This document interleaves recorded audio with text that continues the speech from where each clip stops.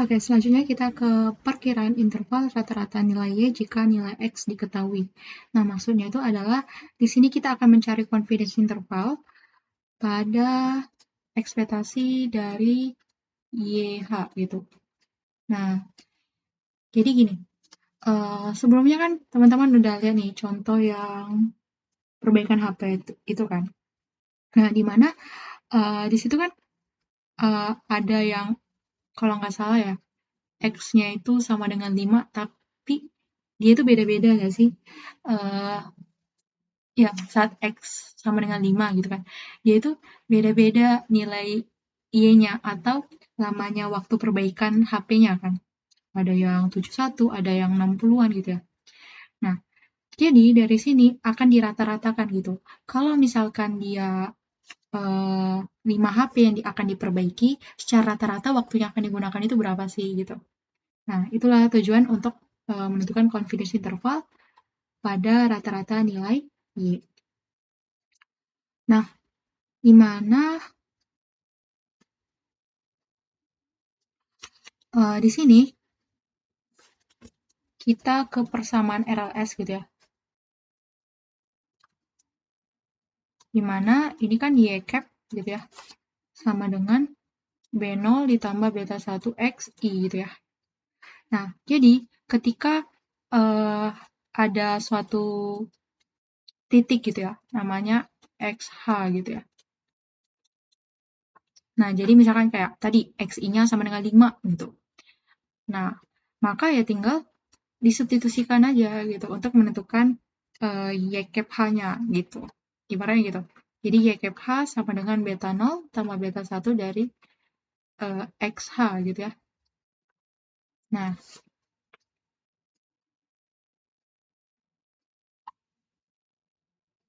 terus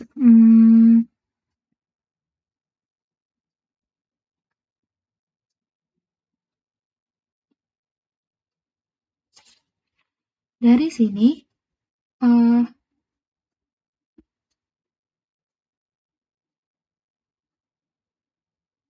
kita bisa peroleh juga nih teman-teman. Peroleh maksudnya tuh gini. Sebelumnya kan kita udah belajar nih kan, kalau beta 0 itu adalah Y bar dikurang beta 1 X bar, ya nggak sih? Nah, jadi ketika teman-teman memasukkan nilainya ke dalam ini, berarti Y cap adalah ya Y bar dikurang beta 1 X bar, ya ditambah beta 1 XI gitu ya.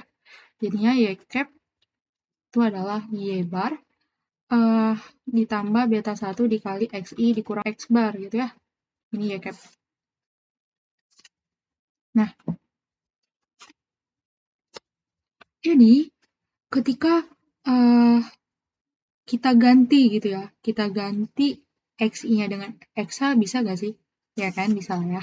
Jadinya ya, Y cap I sama dengan Y bar ditambah beta 1 dikali XH dikurang X bar H.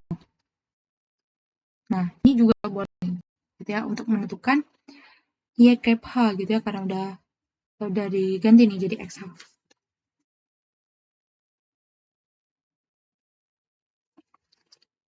Nah, tapi yang biasa digunakan sebenarnya yang ini ya.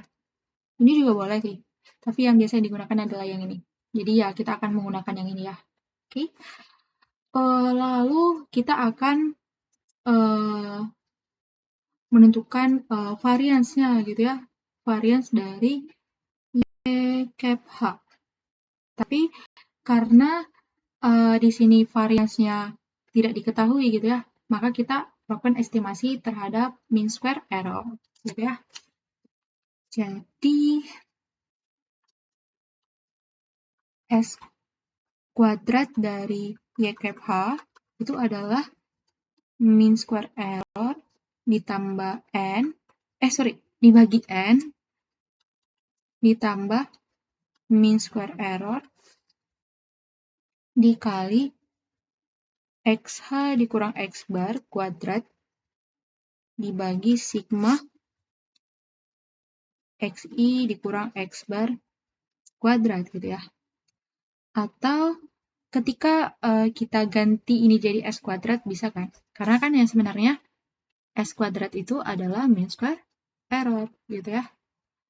Jadi ya, biar lebih simpel aja sih ngapalnya. Terus, ini nanti kita ganti jadi ini. Sigma xi kuadrat dikurang n dikali x kuadrat. Nah, jadi ya biar lebih simpel aja gitu. Jadinya bisa juga S kuadrat Y cap H sama dengan S kuadrat per N di S kuadrat dikali X H dikurang X bar kuadrat per sigma XI kuadrat dikurang N dikali X bar kuadrat. Nah, gitu ya. Jadi teman-teman bisa menggunakan ini atau yang di atas gitu ya. Cuman ya biasanya ya yang digunakan adalah yang ini. Nah, udah dapet nih S kuadrat YH, nanti untuk menentukan standar deviasinya gitu ya, atau standar errornya dari Y cap H ya tinggal diakarkan aja gitu ya. Akar S kuadrat per N plus S kuadrat XH dikurang X bar kuadrat per sigma XI kuadrat dikurang N dikali X bar kuadrat. Nah, gitu ya. Lalu untuk distribusinya sama ya. Distribusinya adalah student T, di mana derajat bebasnya itu adalah N-2 gitu. Dan kita pakai 1 min alpha per 2, N-2. Nah, gitu ya. Lalu udah dapat Y cap H-nya, udah dapat ini, terus udah dapat ini ya, kita langsung tulis confidence intervalnya. Jadi confidence intervalnya itu adalah Y cap H plus minus T 1 min alpha per 2 N min 2 gitu ya, dikali S dari Y cap H gitu ya.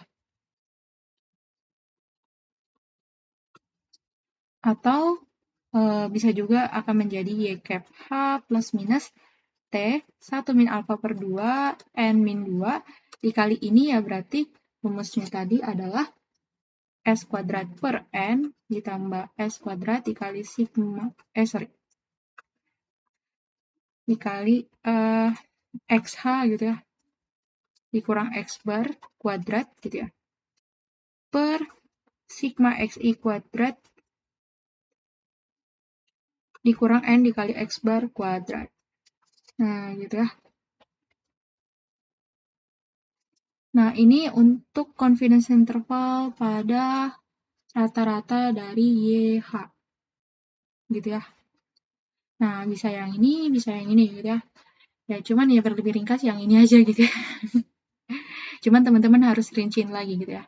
Dan sebisa mungkin ya, teman-teman ya, hafal ini gitu ya. Ini nanti akan berpengaruh gitu terhadap prediksi pada nilai Y gitu ya. Karena kalau udah hafal ini ya udah gampang gitu untuk memprediksikan confidence interval pada nilai Y gitu. Nah, itu untuk penjelasan mengenai perkiraan interval rata-rata nilai Y jika nilai X diketahui.